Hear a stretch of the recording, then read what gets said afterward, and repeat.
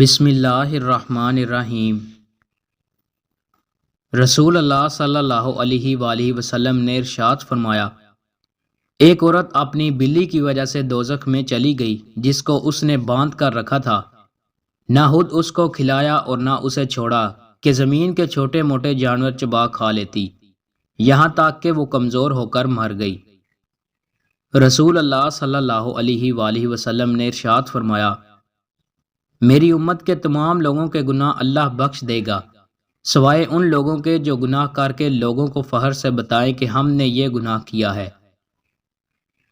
رسول اللہ صلی اللہ علیہ وآلہ وسلم نے ارشاد فرمایا، اندھیرے میں چل کر مسجد آنے والوں کو قیامت کے دن کامل نور بھرپور اجالے کی بشارت دے دو۔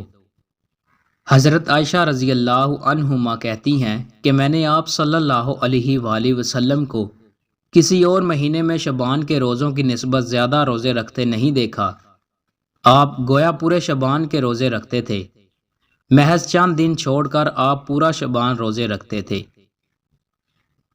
رسول اللہ صلی اللہ علیہ وآلہ وسلم نے ارشاد فرمایا، شہید 5 قسم کے ہوتے ہیں: طاعون میں ہلاک ہونے والا، پیٹ کی بیماری میں ہلاک ہونے والا، ڈوب کر مرنے والا، دب کر مر جانے والا، اللہ کے راستے میں شہادت پانے والا۔